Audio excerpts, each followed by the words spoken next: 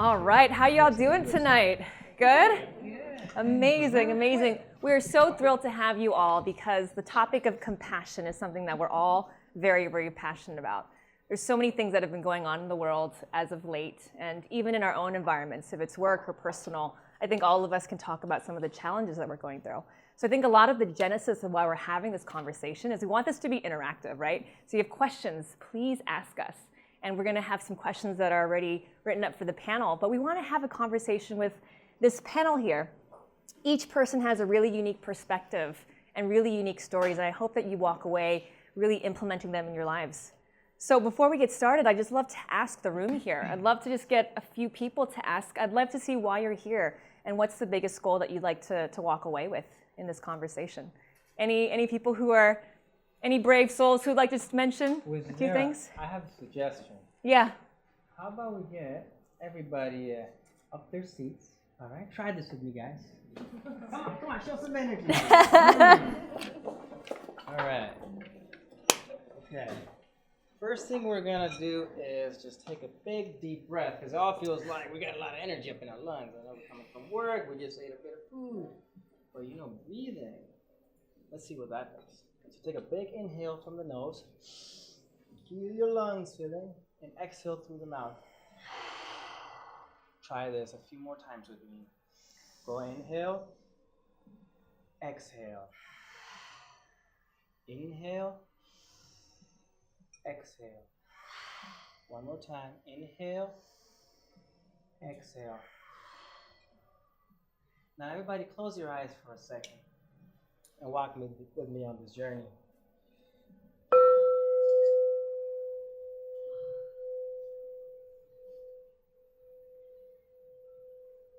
Imagine yourself in a quiet room.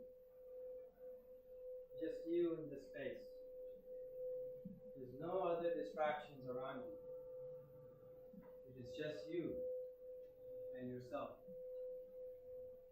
Ask yourself this question. When was the last time I looked at myself in the mirror?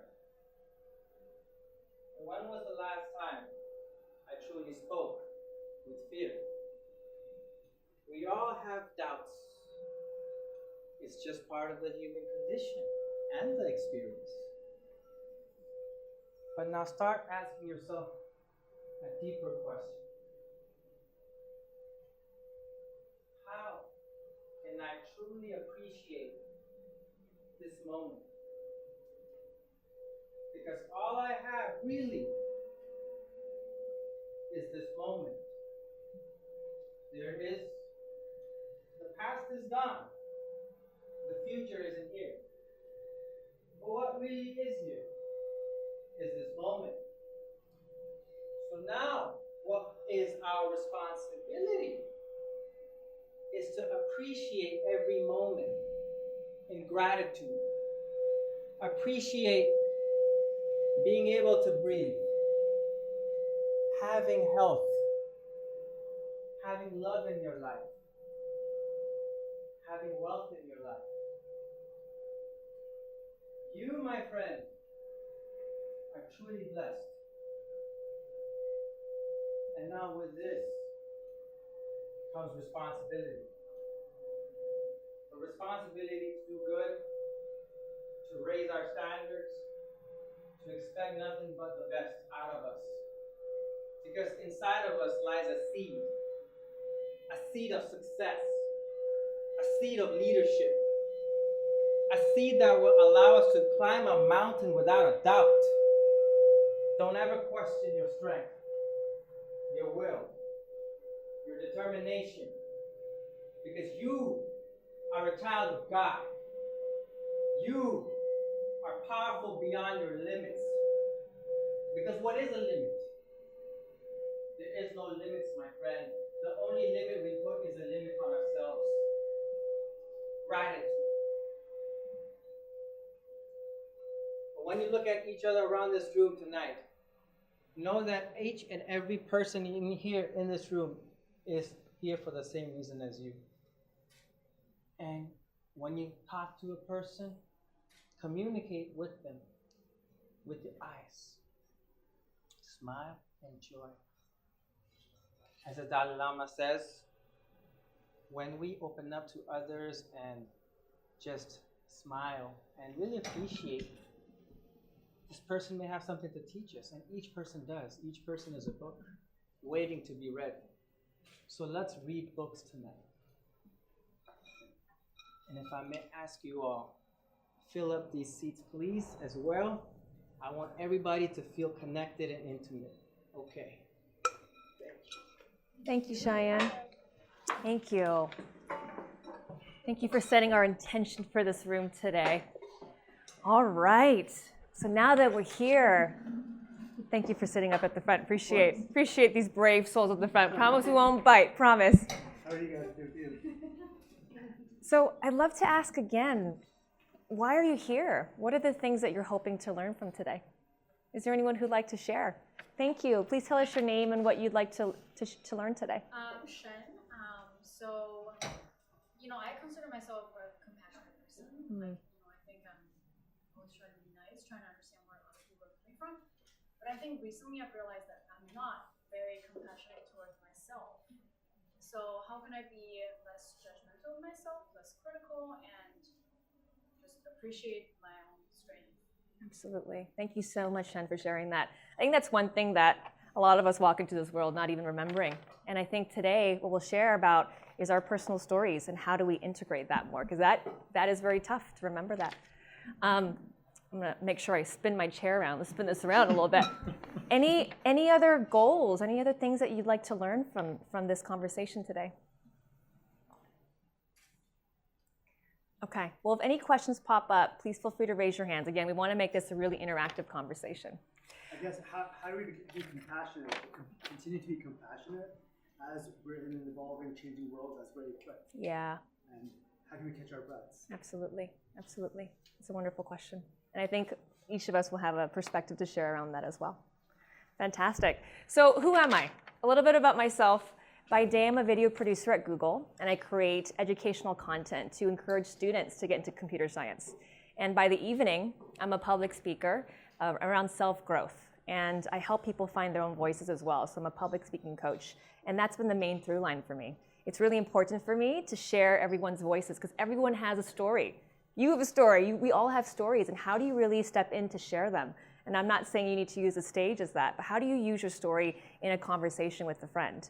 If you're saying something, maybe it's in a conference room with coworkers, how do you step into your own story? So that's what I'm very passionate about. And I'd love to introduce our lovely, lovely panel here. To my left here is Mabel Chan.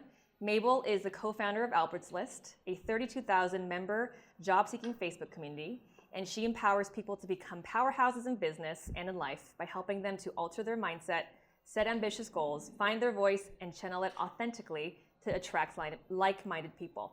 She has a wealth of experience in digital marketing, tech, and job coaching, and has helped organizations and people run them operate more effectively with a greater sense of drive and purpose.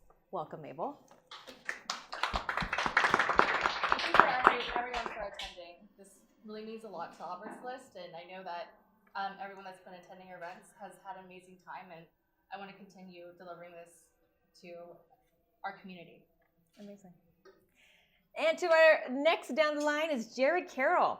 So Jared transforms emerging leaders into innovative, purpose-driven leaders. A certified purpose coach, his work is at the intersection of purpose, storytelling, and inclusion. He is driven by and always leads with empathy and curiosity and believes in creating collaborative relationships, establishing deep connections, transforming perspectives, and making positive social impact. Welcome, Jared. Thank you. Daria Tsvenger. I pronounced that correctly, right? Okay, good. She is the co-founder of Supergirls Club, the founder of Brain Power Hub, and is passionate about bridging science and spirituality. She always asks why and dives into the deeper sense of core human motivations. Welcome, Daria. Thank you, Zynara. And the man who led our intention this evening, this is Cheyenne Meddy. Cheyenne has a background in mental health and psychology and has worked as a mental health clinician with preschool children and the geriatric population. He's also co-founder of Compassion Crew and is an alumni member of the Stanford Compassion Cultivation Training Program. He now has a life coaching practice called Soul Mentor, and his mission in life is to help and serve people and to make this world a more compassionate place. Thank you, Cheyenne. And last but not least here, we have Maria Fujihara, and she is part of the Raising Professionals pool that has been developing different skills while working collaboratively with all kinds of professionals and companies, having an open mindset and being empathetic always. Her background is in architecture and urban planning and has been working with sustainable constructions and climate change for the past 10 years. Welcome, Maria. So as you can see, we have a wealth of knowledge and very amazing different perspectives, and we're so excited to dive in. So with that said, the first question, I'll kick it off to you, and if you guys wouldn't mind passing the microphone as you speak, but the first question is, how do you define compassion? It's a tough question because compassion can mean so many things. You just handed it off, I love that. Okay, who wants to take this first question? It's always the toughest one, is the first question. So how do we define compassion? How do you define compassion? I will start.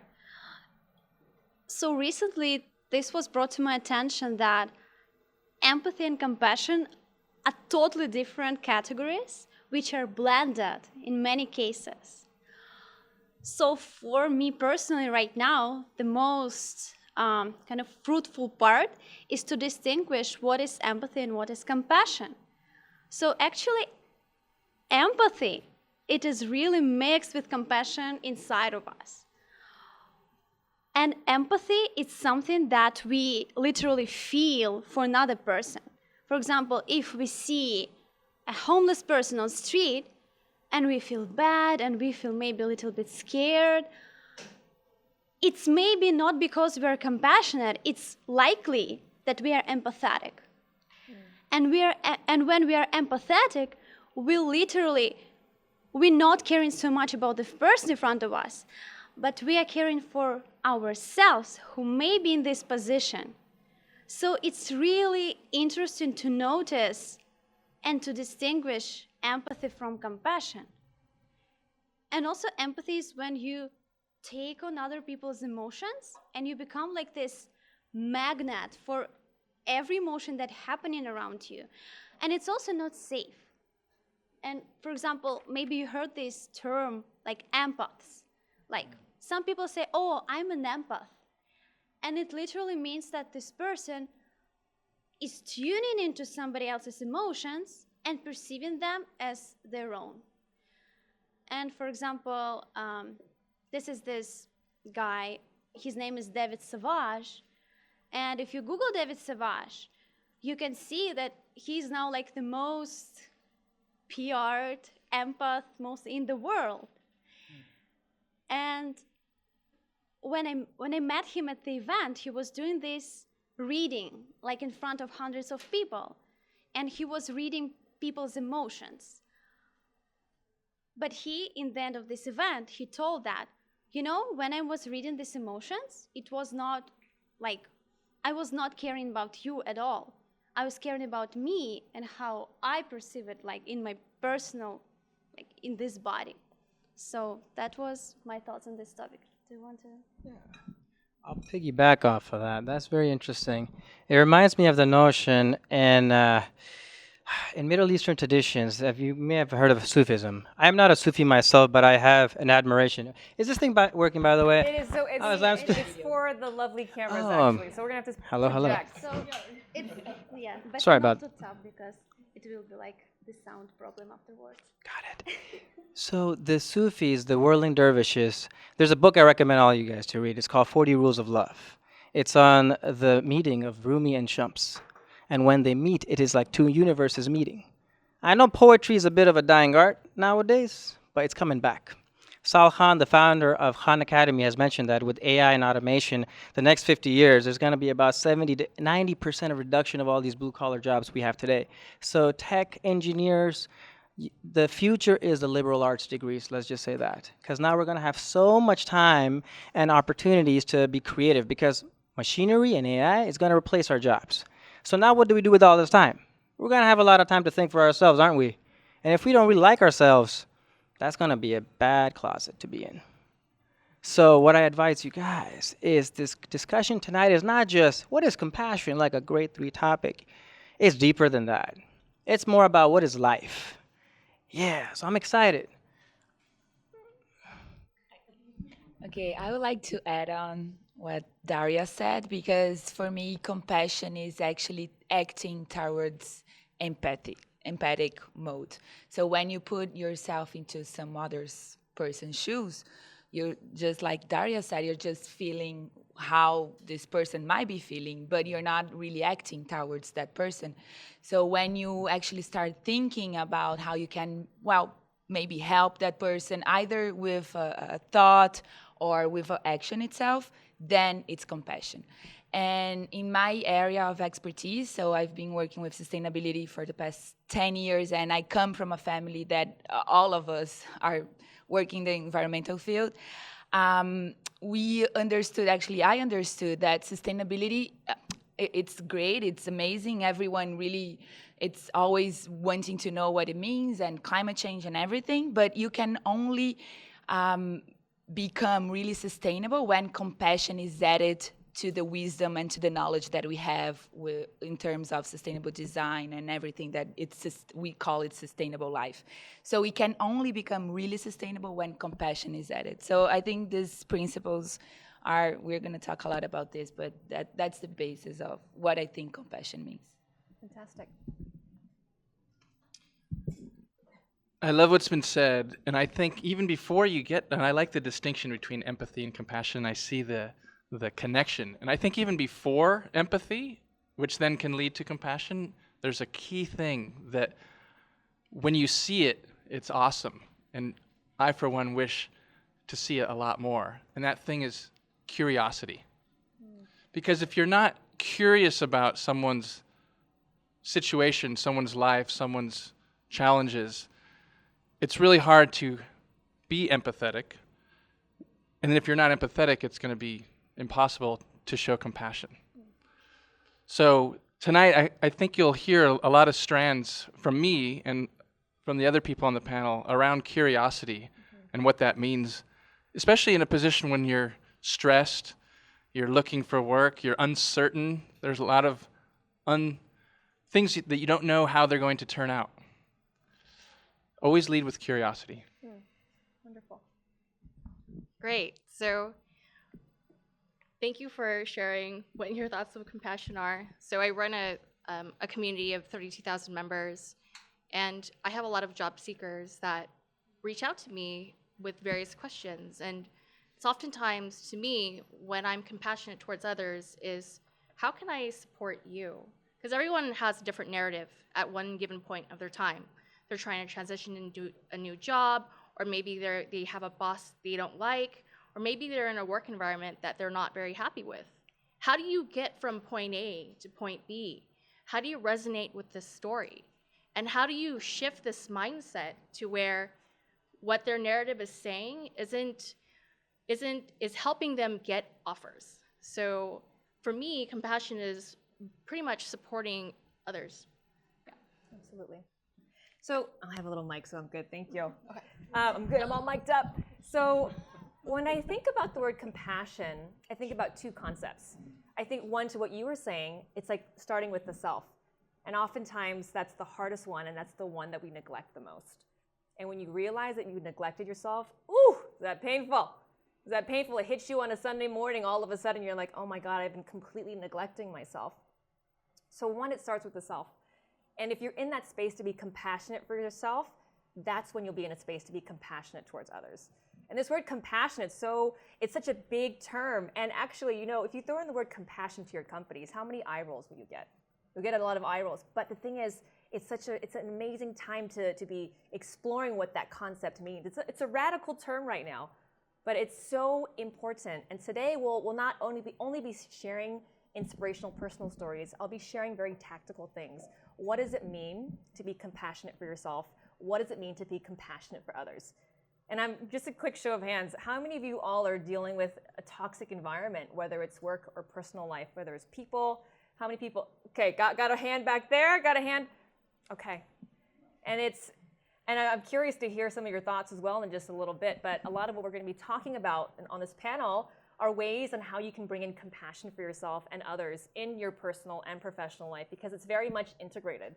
If you show up in both, it's going to be spreading around in either areas of your life. So with that said, if you are going through something really challenging, both professionally or personally, what's one way that you are compassionate to yourself? I'm curious. I'd love to just hear your personal ways of self-care or just bringing in compassion when you're dealing with something so negative and toxic, whether it's professional or personal. Someone have one? I can do this. Okay, we have this weird triangle right now going on, you know. Well, we're gonna break it up. Passing microphone all around. Okay, that's a really good question, because I don't know, when I moved to US a year and a half ago, I was in a pretty bad mental state. So, and I moved to the US not because like I really wanted to move to the US, and I moved from Moscow. It's because I got married and my husband lived here, and like it just makes sense for him to do what he does here. And I moved here, and I was mentally in a state where I was just very hard on myself.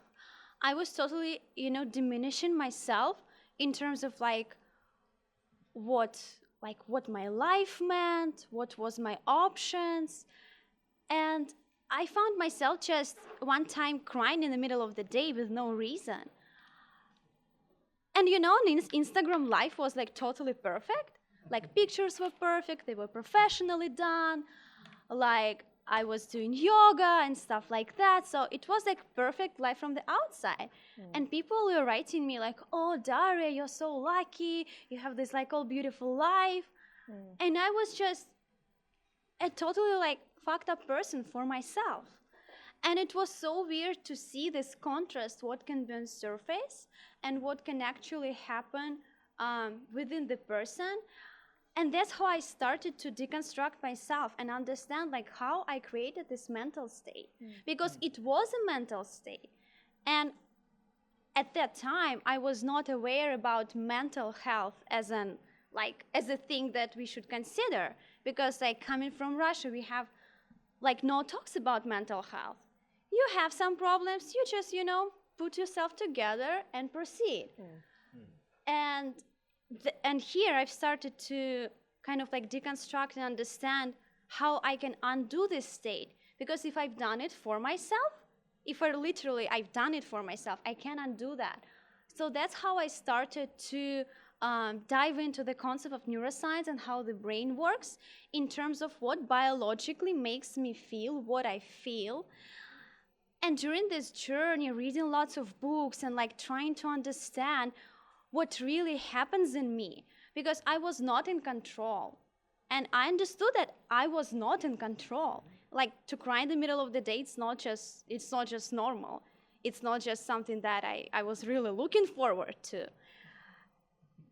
And what I found out that actually my internal conversation with myself was so toxic that I literally created this like a mild mental condition. And then I've started to journal a lot, and I've started to just write down the most nasty things I was talking to myself. I just wrote them down. And it was like the conversation that I would never have with like neither of people in the world. Even like with, I don't know, with the people who are considered like the worst in the society. I would never have this conversation. But I was having it with myself. And then I understood that like something like doesn't work here. And then I started to like literally write down all mental models and all tiny beliefs and like big beliefs that I had, and like deconstruct those beliefs. So like undo them, exchange them, not suppressing them, but just change them. So for me, the tip that I use a lot is when I notice some thought or some feeling that doesn't serve me right now, I understand that neither feeling nor thought isn't real. Because only what we construct for ourselves, that is the only reality that we have. The one that we construct right now. And I just literally, I catch it and I just change it. I don't suppress it, I just change it. And every single thought and every single feeling, it's not real. And this was like my biggest learning. And I will repeat it like more and more. Every single feeling and thought, it's not real. It's just not real. And you can literally turn it when you receive it. You know, when you receive a bad message, like it's not even something that you should cope with, because if you receive this message, the person who sent it was in the state of producing this message, and you had nothing to do with that. So the same way, this person inside yourself also producing these messages from the state that doesn't serve this person. So creating a relationship with this person inside yourself, like your biology, it's what it is, like your biology, how your body works. It's like the most, I think, profound thing that we can do as humans in general, because everything that we do is just to feel happy and to proceed with good emotions. And that's it. That's like the meaning of life, like to have good emotions, to live well, whatever it takes for you, and it doesn't matter. Like for somebody, it's really amazing when they just, I don't know, walking dogs, and it's like perfect. And you don't have to do something more. You don't have to, because the scale of doing is just the scale of something that satisfies your specific biology. So it was my way of understanding these things and then applying it to my life and to my personal organism. Thank you. Yeah. Beautifully said. Let me just mention what Daria has spoken about is mindfulness. And you might have noticed, things were a lot simpler, weren't they? I'm going to ask you. I know, ma'am, you are eternally young looking, very beautiful women. But I know out of these audience, most of us are millennials. But you've seen the way the world has changed in the past 20 years even. If I may ask you, do you think things have gotten more complicated or simpler? What made them more complex? An abundance of information. Okay, okay. And a disconnection from the body. Oh, all right, this is for the video. Can you repeat what you just said? And a disconnection from the body. Ooh, I like the way you said that. That was beautiful.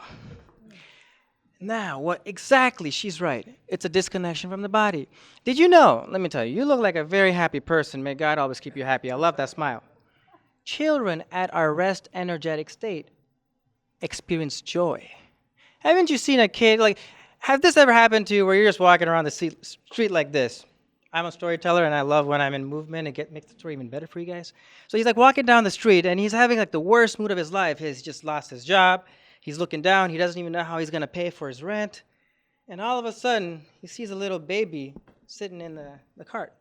And the baby's looking at him with like this, like, you know, those baby eyes, those big eyes, like shot in the dark light. Like, and it's the most beautiful thing. And he says, you know what? Maybe things aren't so bad after all. So 2 days, not even 2 days, just very recently, I've developed a very interesting program. I was inspired. 5 ways to cultivate happiness. Try this out. I've tried it out, and it works. If you're looking at me right now, like, why is this guy so damn happy? Is he high? No, I'm just high on life. I'm appreciating. And what I'm about to tell you guys next is groundbreaking. Step 1, the first thing you do to be happy in life and to cultivate happiness, and this is for all y'all. I know someone in the audience may be going through something really bad right now, something really hard, a breakup, a big mistake, something with work, money. I feel you. We've all been there. Some of us are already there right now, but we have each other. And know that if you do these 5 steps, you're going to get out of there, you're going to fly. You're going to learn to use your wings, because we weren't born to crawl, as what the magazines may tell us, that you're fat, you're ugly, you're skinny, you're too pale. Like, just to be, I'm pretty sure a good-looking guy like you, if someone wants to talk bad about you, they're going to make something up, like, why does he have all these freckles or ginger hair? So my point is this. Some people are in a very negative state all the time. They're very negative. And no matter what, they'll always find a way to kind of rain on your parade. So the best advice is If someone is sad, don't share your happiness with them. Not yet. Be there with them. Meet them. Feel it. When you said empaths, that's what it is. I'm an empath. I know all of you all are empaths. That's why we're here in this room. So meet each other where they're at. And now these 5 steps. You see, I love talking, but these 5 steps to cultivate happiness. First step, gratitude. Number 1, wherever you are. You might have noticed the first activity I did, I started with gratitude. When you experience gratitude, you're just appreciating this moment. It's a beautiful moment. And breathing is the best way. And it's free. So, number 2, kindness. Kindness is just being kind. You know, you see kids, I've worked with kids, you know, and I've seen kids. At our core level, we're all children. And all we want at our core is connection. Experience my joy with you. If we were in kindergarten, I'd be like, hey, Naroj, I got a block. Let's make something with these Legos or these blocks and just kick it. And we'll get there. Number 3 is humility. Man, have you guys seen some of those gurus out there that are just all about themselves and not about the message? It's like you're selling a product just for sales rather than improving that person's life. So humility is curiosity, as you mentioned, Jared. Now I create room in my heart and in my mind to learn from you. There's curiosity, now there's chance for connection. Number 4 is purpose. Finding your anchor, finding your why. Asking yourself this eternal question of life. What is my purpose? What gives me life? What makes me happy? And often we have this grave misconception that society teaches us that we can't be happy. That if we're happy, we somehow, no, that's not how it's supposed to be. We're supposed to be like a factory worker, day and night, clock in, clock out, go home, watch TV, sleep, wake up. The rinse, cycle, repeat. And you're like, am I in an episode of Black Mirror? Really? If you're not happy and where you're working at, don't settle. Know that there's something out there for you. Because what the world needs is you at your best and at your happiest. That's when you serve at your highest. You know, if you're like an Olympic athlete, you want to expect the best out of yourself. So you're training day and night and you're passionate like Michael Phelps. How many gold medals does he have? 12. Day and night. This man trains 6 hours a day. That's called dedication. If you weren't passionate about that, you wouldn't pull off 2 weeks of that training. But if you're passionate about something, as an empath where you're serving, because the way the world is, it wants you to lose connection with each other. It's divide and conquer. We're much more easier to be enslaved. I'm talking deep with you guys right now, so read between the lines. But I see you writing your notes. Would you like to say? Thank you. Yeah, I'm putting all my notes of what you're saying. Okay, so my story, I grew up in this environmentalist family, and we've always had this connection with the environment. And I think that's maybe the missing part, that's where we got lost somewhere, like she said, we disconnect. But I think that we didn't disconnect from each other. We really disconnect from the environment. And the environment is the key for everything, right? It's where we all belong. And I've always practiced mindfulness meditation my entire life. So I'm Brazilian, I'm from Brazil, and we are a very spiritualist country. I have 20 different religions in my family, and my parents, they were always open to that. They always told me that I should choose my own path. But I've studied a lot about all religions. And mindfulness meditation is where I really found myself, just walking in the street and seeing someone that is in need and well, making this energy, positive vibrations to that specific person or to anyone in here. Like, you know, when there is 3 numbers at the same time in a clock and you have to make a wish. Like, normally I do a wish for others. I do not make wish for myself. So these things have been part of my life constantly. But when I moved to the US a year and a half ago too, it was because I got fired from my previous job in Brazil, which I loved. And I was really lost. I came here to kind of find myself. I entered into the Singularity University program, the Global Solutions program, and it's where my journey really started, because it's where I really found my passion and my purpose in life, which is to build my company, which that's what I'm doing right now. And today I have other problems, and my problems today are more related to the imposter syndrome, where sometimes I don't feel I can handle all this pressure, all this Silicon Valley craziness. And yeah, like how do you do that? Like San Francisco is such a different city, like so many poorness and so many poor people in the street. I come from São Paulo, huge city. I see this all the time, but it's not like here. And how do I manage this and manage expectations and manage, well, all the things that I have to accomplish, and sometimes I don't think I can. And yeah, that's what I'm struggling right now. So how to keep practicing this mindfulness meditation while going through this crazy journey in a different country, not knowing anyone, starting to, and actually the vault, this place where we are all today, it's my co-working space. I work here, and it's really for the community. So Soya, she's the leader from here. Thank you for putting this together also. And I think that this is a space that I found that it's really supportive to the community and to people that are coming from outside, that it's really trying to show compassion to others and how we can build these things together, because we can only work in a collaborative way. We cannot do anything by ourselves. I cannot do my company only by myself.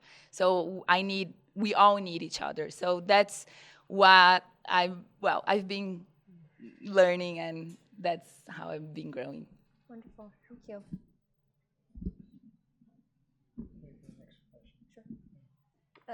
Next question, or did you want to say anything? Oh, yeah. Okay. So let me tell you the story of how this event was born. So I came here to meet Marina, and then I met Jenny, and then it was during the time of the shooting at YouTube. So I came from one co-working space to here, and then Jenny came up to me and she says, "Hey, I think we should do an event, because I think we need to bring compassion into tech. How can we find something? How can we put together an army and spread compassion in tech?" So I was sitting and thinking, like, yeah, how do we bring compassion into tech? I know, let's throw an event. Let's have it at the vault. So this is why we're having this event today. So I'm glad you guys can all make it. And I know Zynara has some very personal things to share about her experience too. So, Mic'd up, remember? oh yeah, mic'd up. We're gonna cut this. Shoot, I'm kidding. So, in thinking about toxic environments, what I'll talk about is the workplace. Last year, I remember I was in a meeting with my new manager, and there were 6 of us, my whole team, and we're getting ready for this presentation for our director. So it was like this big meeting. And I had prepped, I only had 2 slides of the 45 slides. You guys know how that goes, like extended slides. So mine was short and very brief and very intentional. So when I started talking about my slides, my manager stopped me, and she started berating me in front of everyone for absolutely no reason. She said, "How are you going to present this to the director? What are you talking about? What is this?" And it threw me off, because I had done my research. I'm the expert in this area. I know what I'm doing. And honestly, in that moment, I did not know how to react. So how I reacted was I was completely silent. I was completely silent. Everyone in the room was completely silent, because they felt how uncomfortable it was. It was not appropriate and it was not okay. In fact, in 30 minutes, we had to present to our director. So I had to walk out of that meeting, find a different room, and just breathe. Take a second, what the hell just happened? And you know what I realized? I realized what compassion meant. For so much of my life, I was so silent when people, like toxic environments or toxic people, especially in the workplace. We all deal with managers, coworkers. How do you deal with that? So for me, when I dealt with those situations, I was silent. I would avoid them because I didn't want to have conflict, and I wouldn't speak up for myself. And that was extremely, extremely painful. So having dealt with that for a number of years, I said, okay, Zynara, this is what you're going to do. You're going to take a minute. You're going to breathe for 30 minutes. You're going to get into that director's meeting. You're going to kick ass, which I did, by the way. I kicked ass. I want to let you all know. Got great feedback. And afterwards, I took the time the next morning to schedule a meeting with my manager. And I had a very intentional meeting. I sat down with her and I said, I was going to say this person's name. Manager. This is no longer my manager, by the way, which is great. Manager, I would like to have a discussion with you. She says, okay, about what? Not funny. Not funny when they have no idea. I said, do you know the meeting we had yesterday in prep for our director's meeting? She goes, yeah. That interaction and that behavior, I just wanted to call out that was inappropriate. And I let that sit. I let that sit for a minute. And she sat there and she got, you know, when people, it's very interesting when you step into a space and you call something out without blame, you're just calling it out. You get to see the other person, how they react. Well, you know, it was just we had to prep for this. She had her things to say. And I sat there, I said, is there a different way you could have handled that situation? And she goes, well, yeah, I guess I realize it's probably not a way to motivate you. And it's really interesting. So what I've realized is compassion for the self means speaking up for yourself. It means speaking your truth. Even when it's the most difficult, even when it's a manager, that is the most difficult thing because it's this idea of hierarchy and power.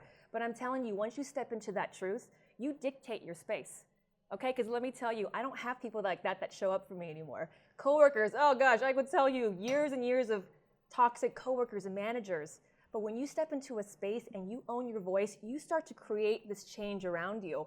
People don't show up for me like that. And if they are, they're going to be ready for a conversation. And that's what I want to encourage you all, is to step into your voice, step into your own space, speak your truth, because that's compassion for the self. Like you had asked, what is compassion for the self? It starts with that. And I want to give you guys tactical tips. It starts with having a conversation. Okay, moving on. So I want to open this up for questions for the audience before we dive in. We have a few more questions here, but does anyone have a question? Any situations you're dealing with or anything? Yes, please tell us your name and tell us what your question is. So my name's Isaiah. I'm actually working to build a startup, and I wanted to know what are some key steps to building that compassionate environment in your workspace. Wonderful. Are you saying when you're building your own team or just in general? No, I already have a team, and we don't necessarily have a workspace at the moment. I just want to know how you can actually turn your workspace into a community, make it more compassionate where everybody's collaborating. There isn't any negativity like that. Yeah, cool. Wonderful, thank you. Jared. Isaiah, is it? Yeah, great question. So a lot of the panelists have kind of touched on it, the idea of intentionality. So it sounds great that you don't have any issues so far, and you want to not take that for granted, right? So find ways, whether it's you or your team, bring your team into it where you can have routines and rituals that may seem superfluous, may seem unneeded, may seem like you don't have time for them, but they're really going to ground you in that community building. Because when you grow and when things do get stressful and when you do have to, maybe you don't have to present to a director like Zynara did, but you have to present to a potential funder, right? Stress levels are going to raise. And if that vibe has been established, that we all take care of each other, that we're all here for each other, you'll be able to get through those situations more comfortably. Wonderful. Thank you. Any other Anyone else? advice for Isaiah? I would like to add the company culture is really important and it's the basis of everything. I'm only understanding this right now as I build my company too. And I have a list of things that I was thinking about the other day and I can share with you. So the first thing is that you are always learning with others. So even if you are the CEO of your company, you don't know everything. And all these people that you're gonna hire, they have to know more than you. Otherwise, your company won't happen ever. So you are always learning from them. And if you put yourself into this position of learning, things start balancing in a different way. Not like you are opposing your own way of thinking or your own way of guiding this company. You are learning from them, and you are doing this together. The second thing I would say, it's impact. So leaders, compassionate leaders, always seeks to understand people and how these people operates in a good way to impact better either the society or your company. So finding ways of patterns and people, how patterns in people and how they connect to each other, it's really important for leaders.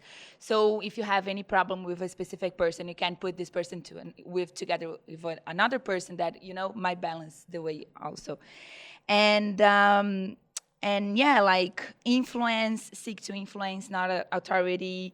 Passion, always do everything with passion because that will set up the tune for all the environment, all the people that are inside your environment. So if you work with passion, they will also work with passion. And leaders are just reflections of, well, they will learn from your acts. So act as you think that it would be the best for everything. Like align your thoughts with your willingness and with your actions. You have to try to follow this all the time because it doesn't matter if you say something and you act differently, people will know. They are intelligent, right? So you have to balance all this, and I don't know, that's kind of my advice. It's beautiful advice. She's got it right. Yours was too. Like, what I want to add to that is just, there's a book by Daniel Goleman, who's a psychologist. It's called Primal Leadership. It's about emotional intelligence. It's the ability to lead your comrades through purpose, through passion. And if you guys remember when I earlier talked, I did not mention number 5 to you, which is a perfect segue. It's service. It's how do I use my strengths that I have and now apply them to the world with my passion to serve. So hero comes from the Latin word servo, which means service. It means to be in the path of service to others. A lot of times you'll see a lot of rich people out there that have all their needs fulfilled according to Maslow, yet still they have not achieved self-transcendence. So why? It's because success without fulfillment is the ultimate failure. You need to find fulfillment. There is success in fulfillment. But if you find success and no fulfillment, no, seek fulfillment. And you find fulfillment through service. That's a big one. There's been studies done when we buy stuff for others, like if I buy a present for you, Mr. GQ in the audience, I'm gonna feel better. I'm gonna have more good feelings inside than if I had bought it only for myself. So there is an altruism here. There is a social connection. There's a homeostasis by our relationship. Cancer cells are cells that have gone rogue, that have basically gone against their function. So if you're going against your function in society, it means that you are actually hurting another person. So before you have the ego, have the eco, because we're in an ecosystem here. We're all together, plants, animals, and humans. So what is business? Let me get to you now. I'm not all just Mr. Head in the sky. I'm also Mr. Practical. You know, in the real world, in the business, you know how it's run. It's primal. You go to New York, you got the alpha dogs over there in their suits. You got a man as the president, so you can see how it's very effective to lead in that manner, which is very aggressive. It's me before you. It's intimidating. But there's a saying, If you want to go fast, go alone. But if you want to go far, go with people. So those people, they're going to go alone, they're going to go fast, but they're going to end fast, very quickly. It is not the survival of the kind, I just gave it away. It's not the survival of the fittest, it's the survival of the kindest. It truly is. And if you want to start your company and have a thriving business model, business is 80% psychology. All this leadership, it trickles down from you to your comrades, to your, your workforce. And so come to work passionate. Always take about an hour of your day in solitude. The CEOs, there's a practice. The CEOs practice. Us CEOs practice. We take an hour away from our busy lives to sit inside and contemplate and wake up early in the morning. Wake up at 4:30, 5:30, but no later. Trust me. If you want to go far, you got to be not excellent, but outstanding. Because let me ask you, the person who won first place, everyone remembers the gold medalist. But does someone remember second place? No. Don't be excellent, be outstanding. Stand out. Use your gifts. Not in the expense of others or stepping on others. No, no, no. We are uplifting others. It's the abundance mindset. Give, give, give. We're in the era of information, so share the information, collaborate. Because I have knowledge, you have knowledge, and when we have purpose and alignment, foster that. That's why Google gives its employees 20% of the time to think and be creative. So left brain, the way it works is very logical. It's very A, B, C, D. It's very common in New York. It's very common here. But how you want to excel in your business is to apply the relational realm, the right brain, the right side of your brain. So meditate. Have some practices that are mindful. Allow them to explore spirituality as well. Philosophize. Make them think about thinking. Thank you. Mabel? No? Last thing I will say about culture. One of my coworkers did something that really stood out to me. When I was dealing with this toxic environment, I was standing in line at lunch, and I just, you could see it on my face. I was really struggling. And my coworker, I didn't really know him very well. I had seen him in the office, but he took the time and said, Zynara, is something going on? And I said, just going through some things. And he said, do you want to talk about it? And I said, okay. And so offering that question, of offering that space to allow someone to share what's going on with them, that's compassion, right? Being curious to what Jared was saying. Stephen, my old colleague, said to me, I could have chosen Zynara. I saw your face. And he said to me, I could have walked away. I could have just ordered my salad, but I decided to ask to see what was going on. So it's always the choice. So I would encourage you to think about that. If there's someone in your world, in your environment, personally, professionally, if you see someone, ask. That's it, simply said. Make the choice to ask. And that's how you build a compassionate environment. Can I add on to that, Zynara? Please do. What she's talking about is making a commitment. They're like these little micro commitments or micro connections, right? It might seem like no big deal whether you do or do not ask your colleague how their day is before you order your salad, but it's kind of a commitment. Like, if I ask her, what if she says yes? It's like you go over to your friends, can I help with anything? Yes, actually, could you mow the lawn? And you're like, oh, shit. Right? Because if you are honest and connected and you ask her what's going on, hopefully you're sincere in wanting to know, and you should be prepared. You should expect her to say, yes, I want to talk with you, and be there for her. And one other thing that I didn't mention, Isaiah, and Shan talked a little bit about it. There are 3 sources of fulfillment, and this is what I've learned in my purpose coaching. And it's not money, it's not status, it's not success traditionally defined. It's relationships, impact, and growth. So everything that you're doing, whatever it is, little rituals that you start every day, the business partners the products you're creating, you should always have those 3 things driving your actions and your thoughts.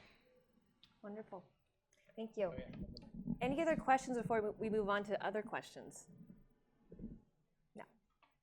Okay. So in thinking about personally or professionally, how do you deal with the sense of rejection? Ooh, that's a tough one.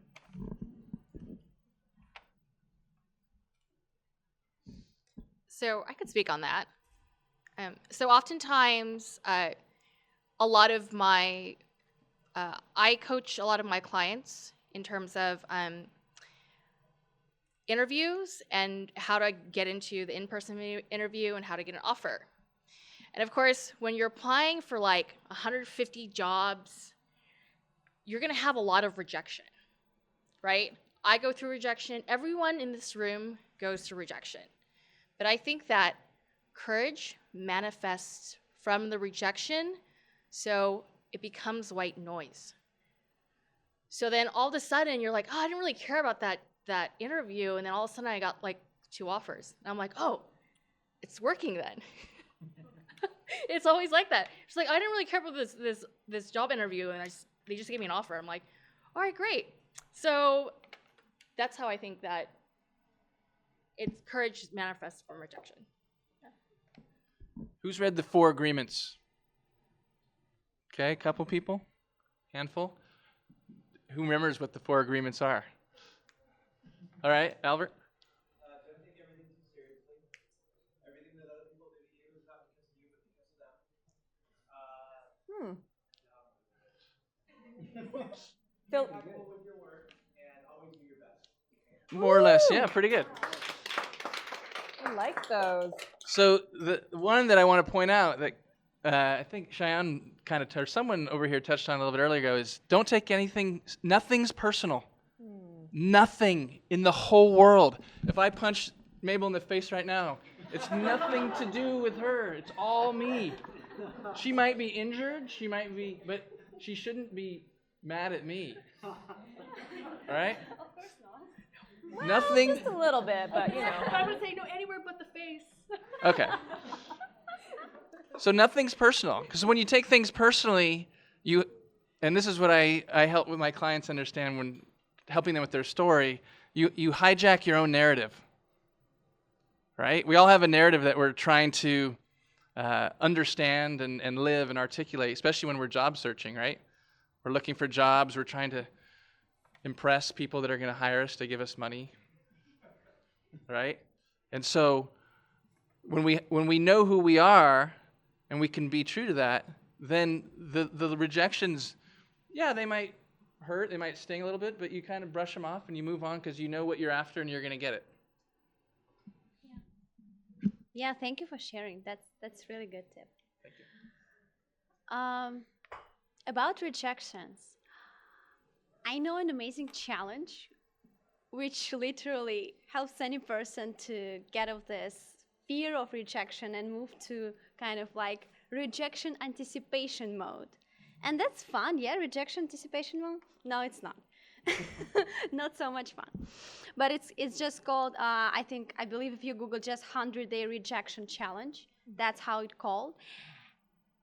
And you know, when we are doing something, our KPIs are for good things. So we have, for example, a KPI to do like, I don't know, I'm an event space, I organize lots of events. So for me, it's like, I don't know, just creating this partnership, selling this many tickets, and locking down this many sponsors. So these are targets for me in my daily basis. And if I have a target, for example, to have like 5 sponsors at my event, and I'm pitching people and writing these cold emails, and I'm like imagining what kind of like welcome things I can hook them up and stuff like that. So all this creative job. And when I got this, no, we're not interested. No, thank you. No, maybe not this time. I was like, first of all, I was really upset about that. And I thought, oh, maybe like my pitch wasn't good enough. Maybe it was something not catchy about my event and the content that I'm producing. But eventually, going to what you are saying, that it has nothing to do with me personally. And then I found out about this 100-day rejection challenge. And then my KPI, I turned my KPI from getting 10 yeses to get 50 no's. And then every time I got a no, okay, I'm like, I only have 49 to go. That's exciting. Okay, that. second no. Okay, now I have 48 to go. And every no that I got, it wasn't my KPI. That's why every time I got the no, I got this dopamine release, because when we are accomplishing something and taking it from, actually, yes, if you, for example, create the list in your notes with your to-do list, and now in your iPhone notes, you can do these little ticks. And when you've done something, just tick it. And when you tick it, you have like the dopamine in your brain. And it's so amazing. You just, yeah. Love that. And in this case, you can just, turn the perspective and get this dopamine for less cost. So like anytime, and for yes and for no's. So create KPI for both things, because every single step gets you closer to something you want. Every single step. There is no steps wasted. Every single step is equally valuable. And you never know. And sometimes, I reach out to some people, which are, for example, really, really like very, very high level speakers with like 20K speaker fees and up. And I'm thinking, oh, maybe like my event is not good enough. I can't pay them 20K. Like, what can I offer them? And I'm just pitching them and just like telling them all the bullet points, why they should do it and what the mission is behind. And they say no, and I get upset. But then they can reach back to me. And it really happened. Like, people reach back to you. Because when you reach out to them, you just expose yourself and letting the world know that it's something that I do and it's something that I really stand for. And you never know when it bounces back. And you never know that. So the most amazing opportunities come from the most unexpected spaces. And having rejections, it's really good and rewarding. If you have a KPI, of course, for that. Love that. Great perspective there. That was good, Daria. Yeah, so have you guys heard about Nassim Taleb, Dr. Nassim Taleb? He wrote a book called Anti-Fragility. So you've heard of resilience, yes? You've heard of Viktor Frankl, the World War II survivor and the concentration camp survivor. He talked about resilience. Now there's a step further, which Dr. Nassim Taleb takes it to. He calls it anti-fragility. What he says is the ability, so let me distinguish, okay? This is resilience. You take a rubber band, you pull it, and you stretch it, and now you let it go. It'll come back to its normal form. Anti-fragility is you stretch the rubber band, and the more stress you put on it, and then you let it go, now it's even stronger than it was before. So the more rejections you get, the more stronger you become. That is why the baby boomers don't like us millennials so much, is because they say, we're too soft. Yes, we are. It's because society made the millennials that way. Now, I'm not soft by any means. I'm empathetic. But what the baby boomers meant was, why aren't we so, we got to be tough. This is life. You get hit in the face. It's not a safe space everywhere you go, unfortunately. I mean, look, the president is look who's our president, right? Is that a safe space to you? Yeah, better laugh. I'm like, damn, he's our president? I know, girl. I know it's crazy. But know that, you said it perfectly, so I'm not going to repeat it. The more no's you get, the further you get to the yes. That's it. It's like climbing a mountain, guys. It's like climbing that mountain. You're climbing it. There are times when your body is aching, it's freezing, and you're just like, it could be so much easier. I should give up. But you're like, no, one more step. Just take it one step at a time. And just have that as your vision, and you'll get there. So let your vision be success. See the goal. This is my tip to you. I mean, I provide life coaching. I'm giving you guys coaching right here. I paid a lot of money for this that I'm giving to you for free because I want you to experience this. It's simply now seeing up at what's ahead, visualizing yourself, okay? If you want to be like the gold medalist, they say, I was visualizing myself standing on top first place. I won that race. That made me go through so much more rigorous training. It gives you the motivation. So let your weakness as a child, this fear of rejection, be your strength. If it were not for so many no's in my life, I wouldn't be here today. That's all I'm going to say. And embrace it. Get punched in the face because you're going to come back stronger. Maybe be like Muhammad Ali. Use his philosophy. Man, just look into Muhammad Ali tonight. That's my answer. He says, when I start counting my push-ups? When it starts to hurt. Yeah, very good ones. This is a hard question. Well, I think there are two main topics that the way that I deal with rejections. One is, like Daria, all of you said, like, no's are part of yeses, and we all have these contrasts, and no's make us better. And when I got fired from, I don't know, how many of you already got fired from jobs? Not too many. Okay. It's really devastating. It's horrible. It's a horrible experience. And it's so funny because I used to love my job, but when I was reading all all these toxic environmental things, and I could apply all of that to my previous job, and I used to love my job. It's so ridiculous. Like, oh my God, I was really practicing mindfulness in that toxic place. And when I got fired, I was devastated. I didn't know what to do. It's like, what the hell happened? And then I realized that it was because I had to leave. It was my moment there. It ended, and I need to go to this other way that I'm going right now, which is creating my company and not getting fired from myself anymore. But I believe that everything has a reason, and it doesn't matter if it's a yes or no. Sometimes a yes is even worse than a no. And we never know until we live it. And we just really have to accept it and understand that there is a bigger reason for that thing that happened in that specific moment, that it's going to, change your entire life for the rest of your life. And that's how I kind of handle with no's today. I know that they are here, just to be part of this whole yes world, but they are part of it. So, handle it the best you can. You have a big path to cross to keep going. So wonderful. So I think we have time for one last question in the audience. Anyone have a burning question? I know y'all have something to ask, and if not, that's okay too. Okay. So I would like to just ask, what's one last thing that you'd like our audience to walk away with, thinking about your own personal experiences or professional experiences, thinking about compassion? What's one last thing that you'd like folks to really walk away with? Something that maybe you might not have had the opportunity to mention yet. Okay, I can start. So I've been reading *Sapiens*. I don't know if you've read this book. It's an amazing book. It's about humanity, how we evolved as human sapiens, as as we all know each other. And it's amazing because the book says that we evolved as society and as the main species on the planet because we are able to collaborate with more than 150 people together. So we are a group. Mammals, for example, they can only collaborate up to 150 individuals. But sapiens can collaborate together with much more than 150 people at the same space.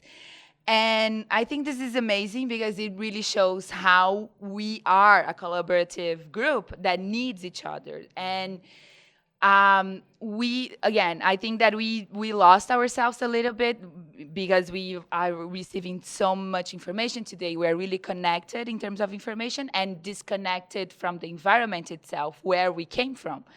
And I think we still need to align this. And one point that I think it's really important for compassion is to develop your intuition mode.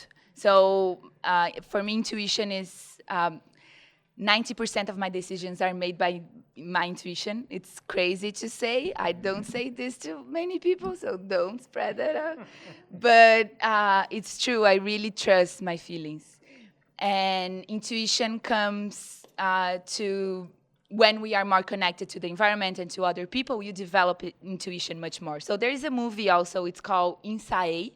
It's on Netflix. It means, it's a Nordic word for the ocean within, the ocean we all carry inside each one of us. And it's huge, it's another planet. So we are all different individuals. We have our fingerprints, our DNAs. We are totally different from each other, but we are connected to each other. And I think that's the most important lesson that I've learned for the past few years, how we understand ourselves as individuals, how do we reconnect with our intuition, and how we can reconnect to the environment so we can actually share all this together. So I think this is all related. I've said so many crazy words, but I think that the more we know about ourselves, the better prepared we are for the rest. So for me, I became vegan. I sold my car. I try to do my life the more sustainable as I can. But these are my choices, and they are not influencing any of the people that I have relationships with. And I don't judge others because they are not following what I believe. I just think that we have to follow what our beliefs are and really understand who we are and where we are going, and intuition, compassion, connectedness, environment. I think everything, it's part of this huge complexity that it's the human species. Beautiful. Thank you. I will just say that it's a long road ahead. And I will share with you, 3 years ago, I almost drowned. And it was the scariest moment of my life. And death has a way of sneaking up on us, especially when we least expect it. So our mortality here is very finite, very minute. And when we die, and when we're actually in that process of dying, our brain is set to release DMT, which is, when people say, I saw the light, that's DMT in your brain, and you're having that hallucinatory effect.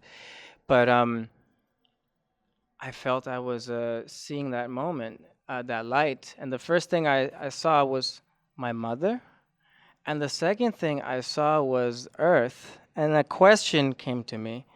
Abby said, have you helped enough people? And in that moment, I'm 25, I'm like, not thinking about these things. I said, no. And when I said no, there was this intense feeling of dread, like I had wasted my life. Like all of my life was a waste. And in that moment, I felt a hand push me back towards the shore, and I was saved. And I got a second chance in life. And that was a reminder for me. So I hope none of y'all have to go through what I had to go through in that moment. But here I am to share with you that our life is very short. And maybe for some of us, who knows? We have family members. I came a little late today because I had to see my grandma. She just came back from the hospital. She had a pacemaker installed in her heart. And during the night, she had a spike in her heartbeat, which is very abnormal. So it's life is here. We're in the Silicon Valley. We are in a bubble of beautiful lights, technologies, but at the end of the day, we're people. And it's who you see in the mirror that you got to be. When you look at that person in the mirror, you have to, if you're not happy, then ask yourself this question, why am I not happy? And it could be a feeling. We all go through depression at times. We all go through a lot. But it's about, there's a poem by Rumi, it's called The Guest House.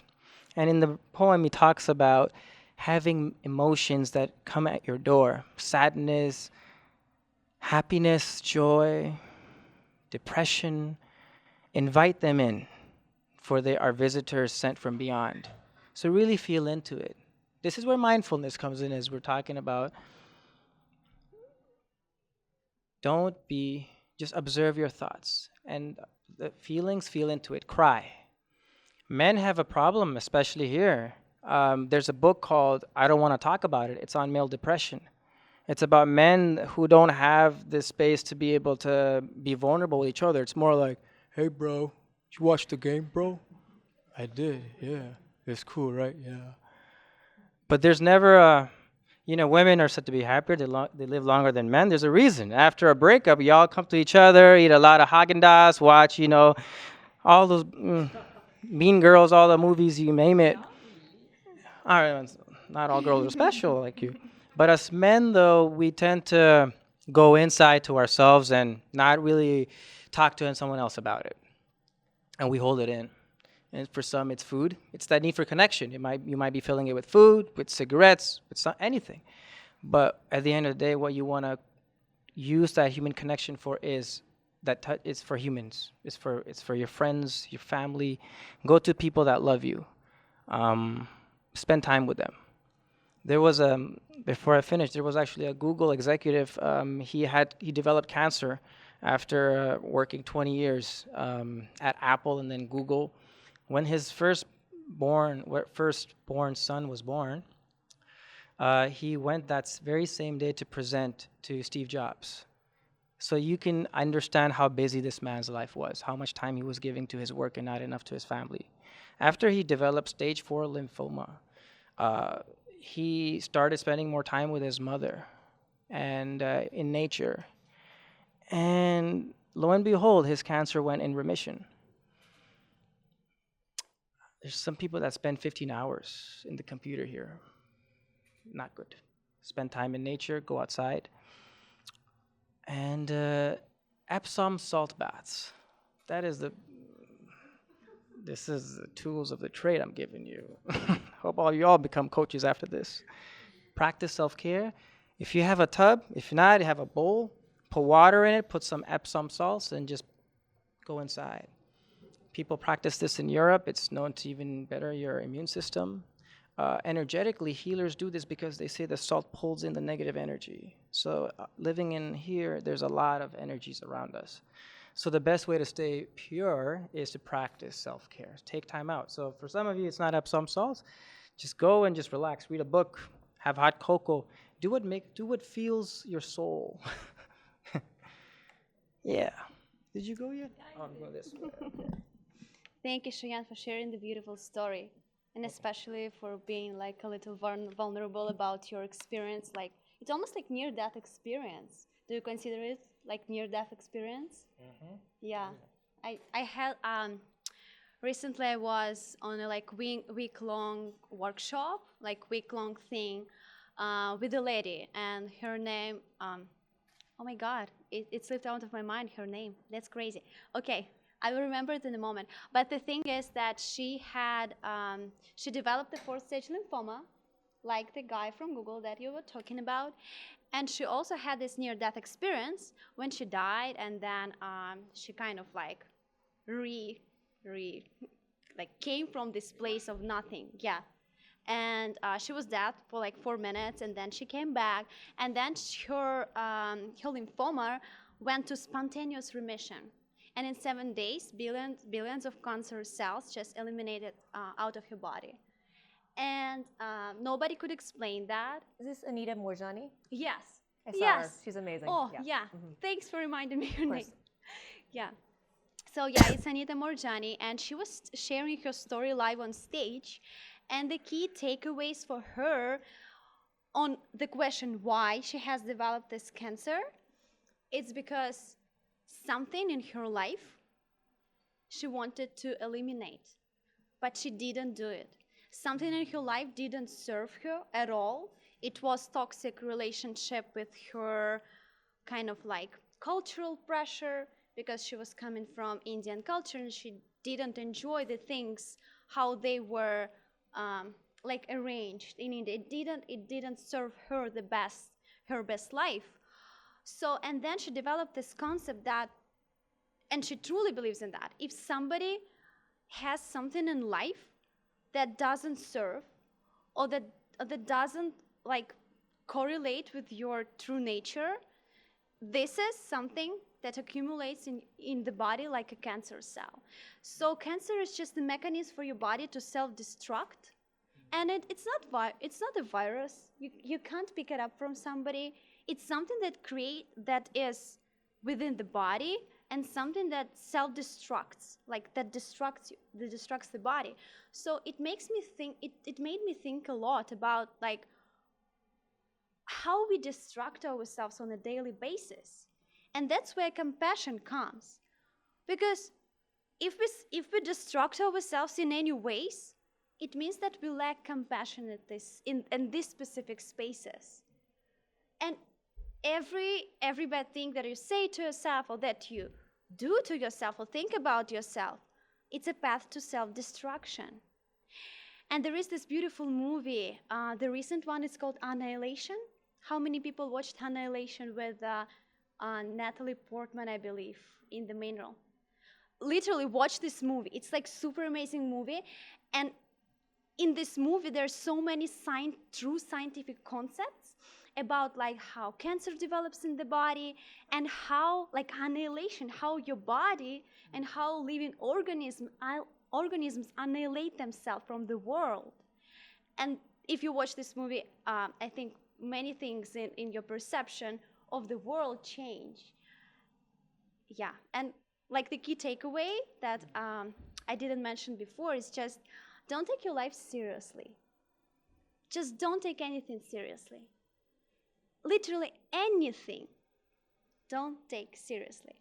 Because from the big perspective, there's not so much meaning if like somebody life, if like you're living or you're not. It's just at a bigger scale, nothing changes, like literally nothing. Because if you zoom out, you see the planet Earth. And it's beautiful, it's amazing, it's like this paradise planet which we, take for granted. And even the existence of Earth, it doesn't matter in a scale of, Milky Way galaxy. Because in the Milky Way galaxy, there's so many planetary systems like ours that it literally doesn't matter like there is 1 billion of suns or like 100 billion of suns. It's just, whatever you do, everything stays the same on a bigger scale. And we are here literally to serve our emotions and to feel good. So everything that feels really good for you and everything that serves your best emotion, I think it's the way to go. I think that's the purpose. Because at a higher scale, everything is just, a little just piece of sand in this whole, construction. Thank you. When I was 15, my dad called me, and I was watching Family Ties. Anyone? A couple people? So for those of you who don't know, Family Ties was a sitcom with Michael J. Fox. So I was watching Family Ties, and he calls, and he's kind of crying. I'm like, uh-oh, what's this all about? And instead of turning off the TV and taking the call upstairs, I just try and do both, watch Family Ties and listen to my dad. And I say, what's wrong, Dad? He said, well, John just died of AIDS. And I said, oh, I'm sorry to hear that. And I had a cold. It was December, and I was sniffling a little bit. I said, I'm sorry to hear that, Dad. He said, John really loved you. He thought you were a good kid. He thought you had a lot of good things about you. A lot of opportunities, a lot of possibilities. And he was basically bawling. And I was still trying to divide my attention between watching Family Ties and listening to my dad. Because about 6 months previously, my dad had told me that he was gay and that John was his partner. And remember at the beginning when I said that if you want to get to compassion, it has to start with curiosity. And curiosity leads you to empathy. And when you can feel empathy for someone, you can then have compassion for them. Well, I didn't have that for my dad or for John at that time because I had all these limiting beliefs about what homosexuality was, what my father should or shouldn't be. It wasn't part of my world. About 2 weeks later, he wrote me a letter, 3-4-page handwritten letter. And in it, he said, I was kind of glad, Jared, to hear you crying when I told you that John died because it kind of told me that you got it, that you had a little maturity. Well, I never told him that actually I wasn't crying, that I just had a cold. When I was 27, my dad died of AIDS. So I never got to tell him that. And the reason I share this story is to model a framework that I want you to use as a takeaway when you leave here tonight for how to practice compassion. Every story has 3 elements to it: truth, empathy, and vulnerability. If you are willing to tell the truth, and show empathy for yourself, for when you made mistakes, how you've matured, how you've evolved, and you're willing to be vulnerable, you're going to make connections with other people. And when you make connections with other people, you realize that you have more in common than you might have thought otherwise. And you are more likely to be able to show compassion.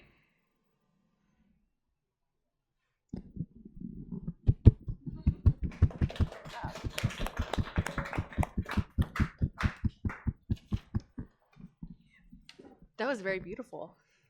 It was really touching. So I guess the one thing I wanted, that I brought up to Daria a little while ago, is that oftentimes I even get trapped in my own narrative, and I call it this perpetual hamster wheel of death. It's in my head, it goes 120 miles per hour, it keeps going, there's 1,000 emails, I don't know what's going on. So I thought to myself, it was like, you need to get the courage to ask for help when you need it, right? Asking for help, like I help all day long, but me getting the courage to ask for help is harder, because I'm like, okay, so now what I need? So the first thing I do is call Cheyenne, right? I'm like, I'm frustrated, I call Cheyenne, and Cheyenne's like, are you breathing? Are you meditating? Are you practice mindfulness? It's like, okay, check. Oh my God, I need to call my acupuncturist, right? And I was like, so that's the first thing I do.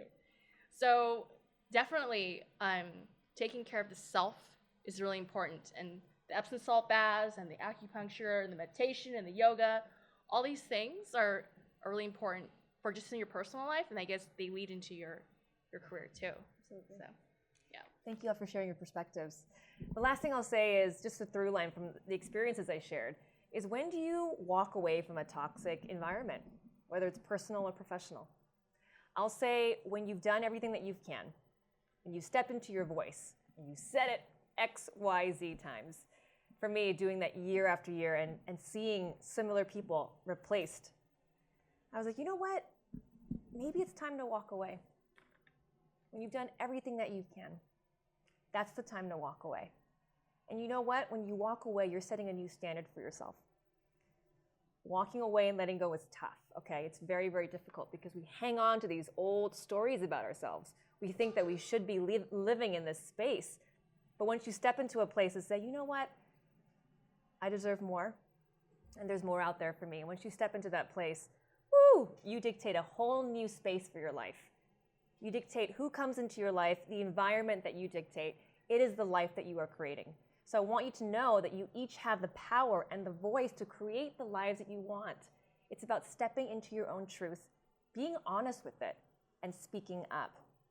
There's a reason why you are all here today, and I am so thankful for you to each be here, because compassion is something that we're missing in this world. You are each called here for a reason, and I thank you all for being here, and we need more people like you to bring in more compassion in this world. And I so thank you, and I hope you had a lovely conversation with us here. I wanted to just thank our panel here. I wanted to give a big round of applause. I wanted to do a few thank yous to the Vault here for hosting us in this amazing space, right, guys? We got to give a round of applause to the Vault. I want to thank Albert's List. We have Albert here in the back. Just give a little wave here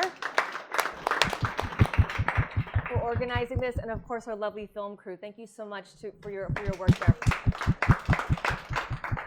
So thank you all. We're here for questions afterwards. Come up and talk to us, and thank you all for the conversation tonight. Hope you have a lovely evening. Thank you.